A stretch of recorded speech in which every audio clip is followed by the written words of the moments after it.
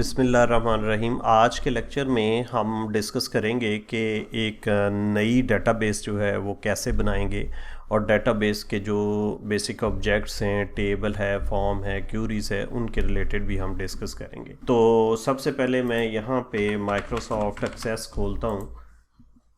देखें, जब आप माइक्रोसॉफ्ट एक्सेस खोलेंगे तो इस तरह आपके पास इंटरफेस आ जाएगा और इस इंटरफेस के अंदर यहाँ पे आपको होम टैब नज़र आ रहा है और यहाँ पे न्यू का एक ऑप्शन आपको नज़र आ रही होगी, एक ओपन की ऑप्शन नज़र आ रही होगी कि अगर ऑलरेडी आपकी कोई डेटाबेस पड़ी हुई है वो अगर आपने खोलनी है ब्राउज करके तो वो आप यहाँ से खोल सकते हैं अपने कंप्यूटर से, और अगर आपने नई डेटाबेस बनानी है तो वो यहाँ पे आप क्लिक करेंगे। यहाँ पे देखें ब्लैंक डेटाबेस खाली अभी कुछ भी ना हो, उसके लिए आपको यहाँ पे क्लिक करना पड़ेगा। और अगर आप कोई यहाँ पे माइक्रोसॉफ्ट की तरफ से जो टेम्पलेट्स दिए हुए हैं, बनी बनाई डेटाबेसेस हैं, जैसे स्टूडेंट है, टास्क है, इसी तरह चैरिटेबल कंट्रीब्यूशन है, टाइम टेबल है, ये डेटाबेसेस ऑलरेडी बनी हुई हैं, तो इनमें से आप लोग सिलेक्ट कर सकते हैं। जैसे ये बिजनेस के रिलेटेड है, इंडस्ट्री के रिलेटेड है, वो सारी डेटाबेसेस यहाँ पे पड़ी होंगी, वो आप यहाँ से सिलेक्ट कर सकते हैं।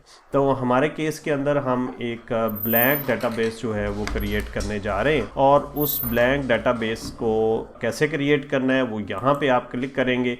उसके बाद आपके पास एक डायलॉग बॉक्स खुल जाएगा, वो आपसे पूछेगा कि आपने डेटाबेस कहाँ पे सेव करनी है और उसका नाम क्या रखना है। फॉर एग्जांपल हम स्कूल मैनेजमेंट रख देते हैं, इसका नाम रख दिया, और ये हमने इस तरह आप लोकेशन इसकी सेट कर देंगे, डॉक्यूमेंट या जो भी लोकेशन आप देना चाहें, फिर उसके बाद आप इसको क्रिएट कर देंगे। जब आप इसको क्रिएट करेंगे तो इस किस्म का इंटरफेस आपके सामने यहाँ पे नज़र आएगा, जिसमें यहाँ पे इस तरफ जो आपकी पेन होगी, नेविगेशन पेन, जिसके अंदर एक टेबल बाय डिफ़ॉल्ट बना हुआ नज़र आएगा। आमतौर पर डेटाबेस के अंदर हमारे पास जो ऑब्जेक्ट्स होते हैं वो टेबल होता है, क्यूरीज होती हैं, फॉर्म्स होती हैं, रिपोर्ट्स होती हैं, और इस तरह मैक्रोस भी हमने शामिल करने होते हैं। तो सबसे पहला जो मेन ऑब्जेक्ट होता है वो टेबल होता है, और टेबल को कैसे क्रिएट करना है, एक टेबल ऑलरेडी हमारे पास क्रिएट किया हुआ आया हुआ है, जिसको हम राइट क्लिक करके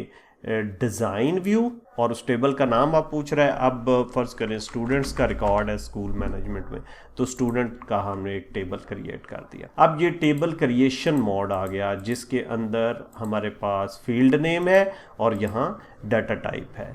तो ये इंशाल्लाह अगले लेक्चर में हम देखेंगे कि डाटा टाइप क्या होती हैं और हर डाटा टाइप जो है वो क्या होगी।